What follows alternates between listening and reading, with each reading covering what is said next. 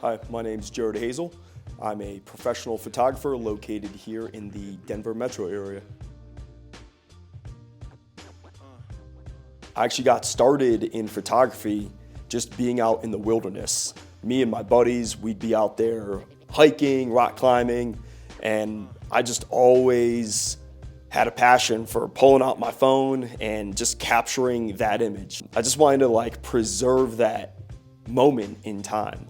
So later on, once I started getting more and more into photography, I actually went out, I picked myself up an actual camera, and I started getting really into street photography. So I would go out on the city streets, and I would just take pictures of everything. And one of the things that you kind of notice pretty quickly is that taking pictures is not just lining up the camera and pushing the shutter button. It's there's a lot more to it. And so I started studying photography and learning how to actually compose shots. But I was just out there on the street taking pictures of everything, people and architecture and different structures and all the things that were fast moving. And I think street photography is really that's where I really developed the skill that I have today. Things are moving so quickly, and you've got to capture that moment. And it kind of forces you to really just be a master of your camera. And you get good at creating a shot that is actually worth remembering. So fast forward a little bit from there, moved into family portraits, and that was a lot of fun. It was cool being a professional now, right? Because the pressure's on, and the standard that you need to deliver a product it's way up here, right? There's no mediocre photography, right? I had to make sure that every single shot was, hey, this is worth paying for. I think I really found my niche when I started getting into wedding photography, because weddings were just the most dynamic atmosphere.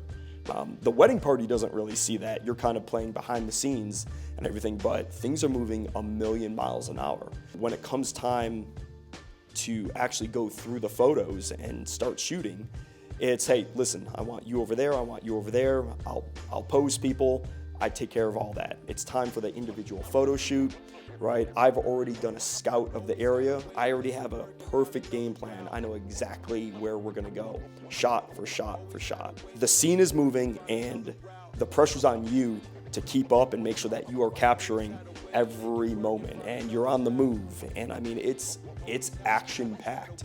If I had to choose my favorite part about being a wedding photographer, is I'm the one that I'm able to bring the bride, the groom, the whole wedding party through the process. I mean, weddings it's an intense day, a lot of stress.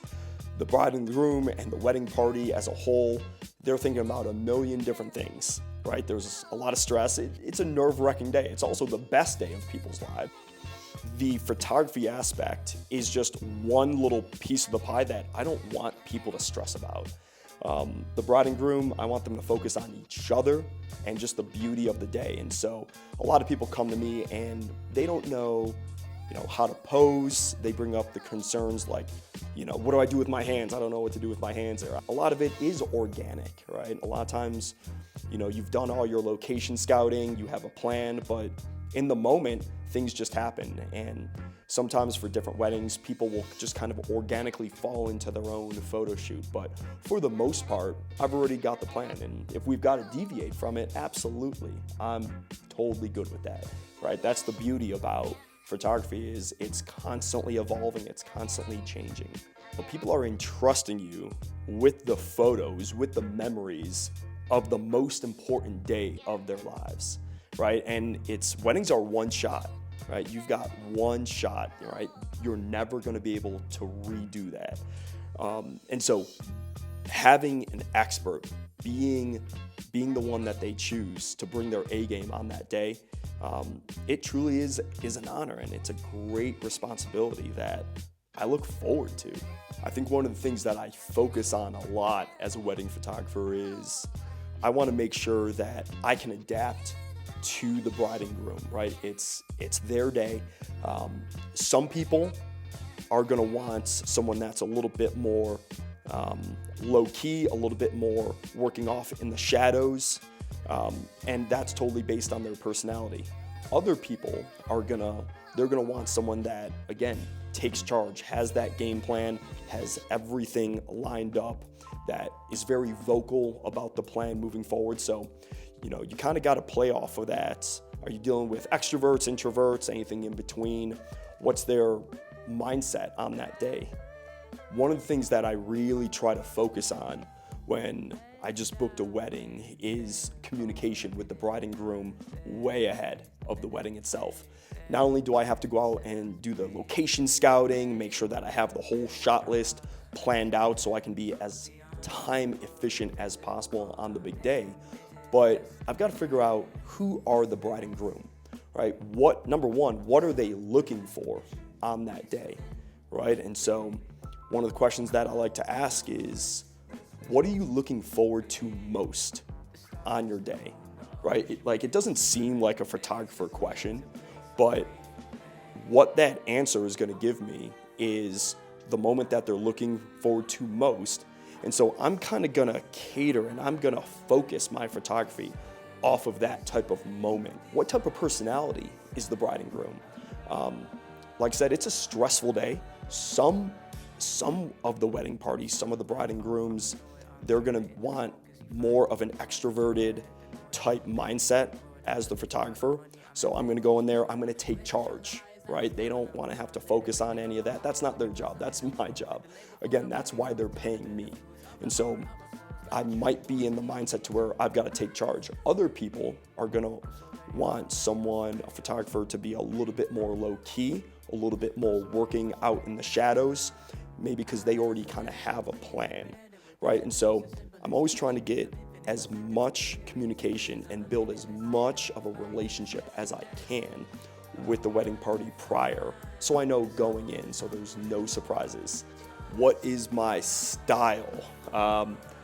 Right, it's all across the board. I do a lot of different things and I enjoy all those different aspects of photography.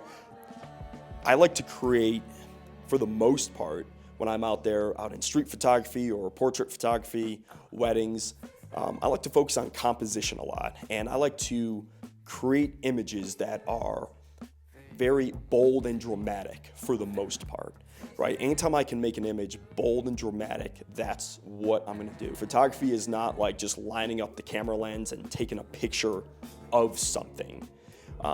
It's all about how are you taking that photo, right? And so the composition, the angle, what is in the background, what is in the foreground, what angle is it at? That is all part of the image, and that is gonna, when you look at that final product, when you look at that image, I want there to be drama involved. I want the eye to be looking at different parts of the image.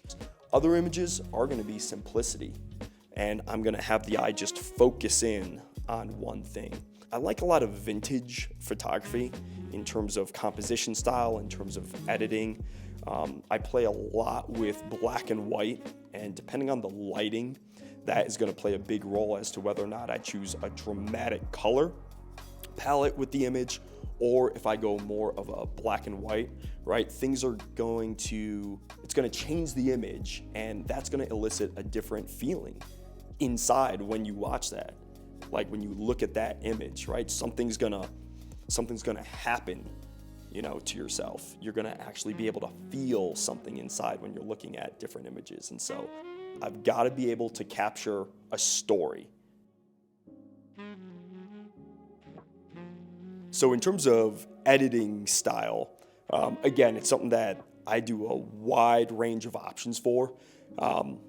Editing is inherently subjective. What type of art form is beautiful is really in the eye of the beholder, right? I will edit the image based on its composition, based on the lighting, and I'll create the best image, because a lot of times certain things are going to look better with black and white. They're going to look better in color. They're going to look better based on that composition. And so Sometimes I'll choose one of those specifics. Other times I'll have multiple options because multiple different types of edits look good. I spend a lot of time color correcting images. It's the little details that matter, and that's kind of half of the fun, but it's also half of the professional aspect of photography. I'm a professional photographer, so my job doesn't just end after I take the picture.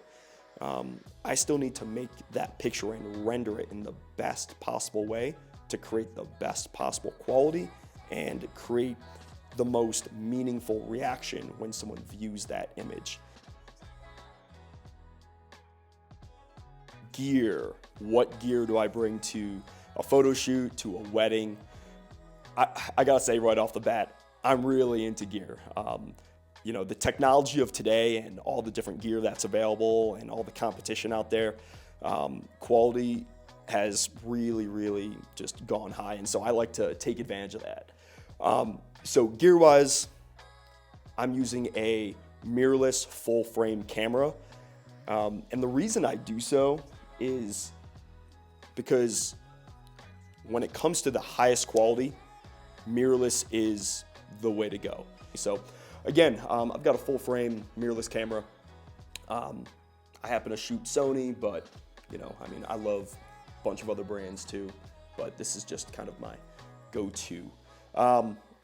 With this, I am using a dual SD card slot camera, and the reason for that is because SD cards, right, all it is that's where your images are stored. That's your memory.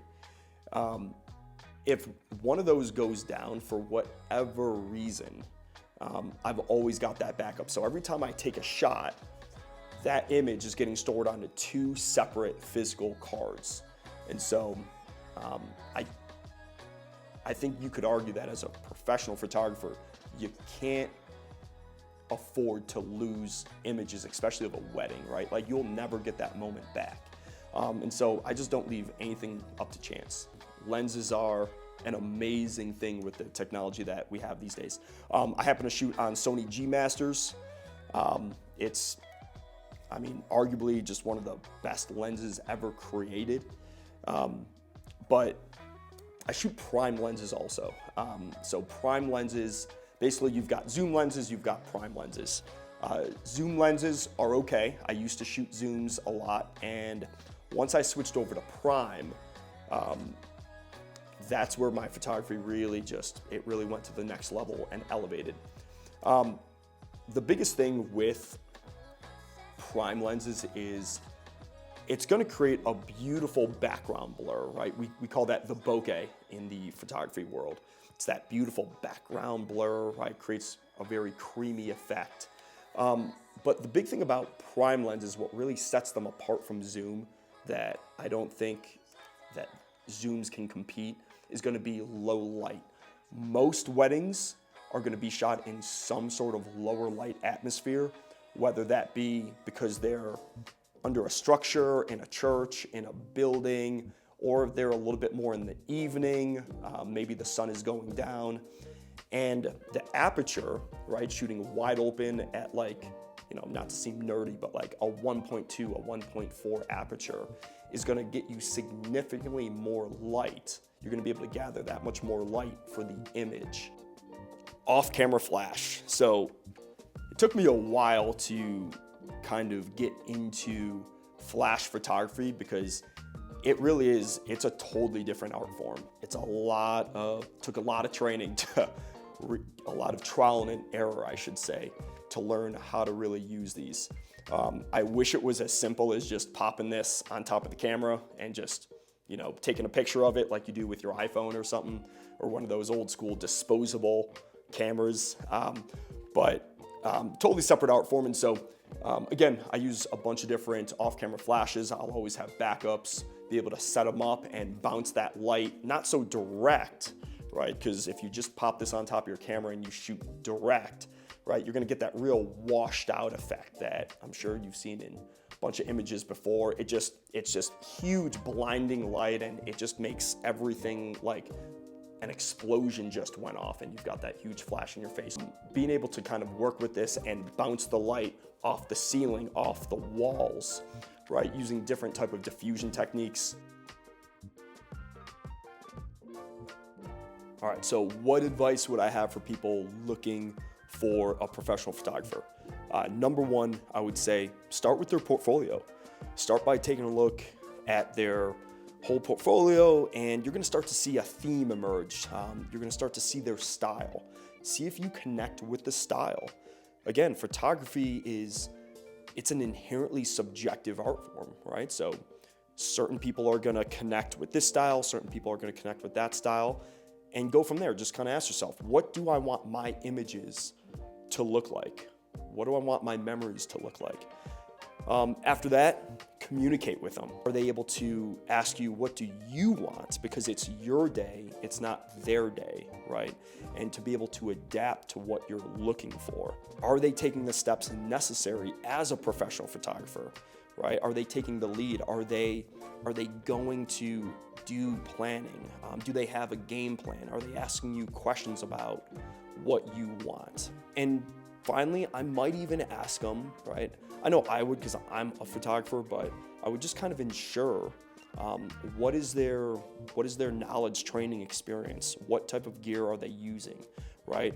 Are they gonna bring 2 cameras, right? If someone is a professional wedding photographer, they should absolutely be bringing 2 cameras. I think when you're talking about the biggest day of your life and you're talking about shelling out thousands of dollars, I think it's a fair question.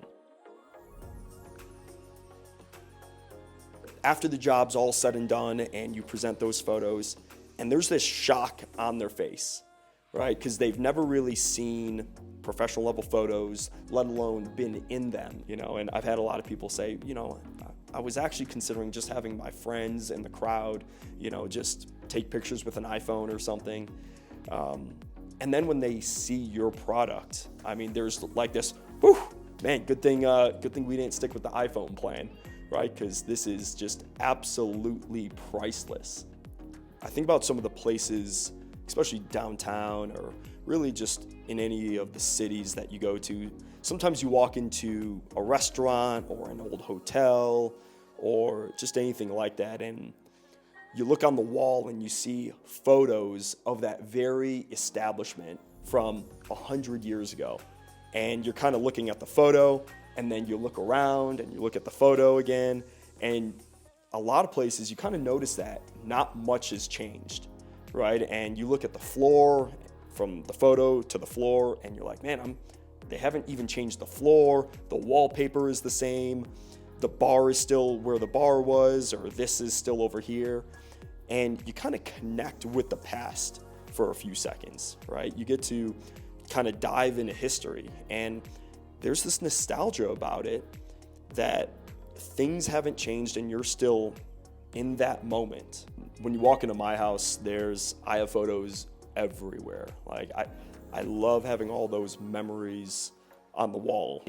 My philosophy when it comes to photography is I'm telling a story. I mean, that's what I do. Is I do consider myself a storyteller, right? Every time I take an image, when I'm composing it, when I'm editing it, I'm really thinking about when someone sees it, are they gonna be able to get the whole story just by looking at the image, right? Capturing that moment, even if they weren't there, or even if they were there and they're looking at these photos 10 years, 20 years, 30 years later, being able to remember what that moment was like, right? Not just capturing the image, but actually being able to capture the story and the details and the feelings and the emotion behind what was going on, what they were feeling in that moment. All right, everybody, that's it for me. Again, my name is Jared Hazel. I run Jared Hazel Photography. And if you have any questions, please feel free to reach out. If you have any questions about bookings or gear or just any photography related questions in general, reach out to me. I'm here as a resource and hope to see you guys soon.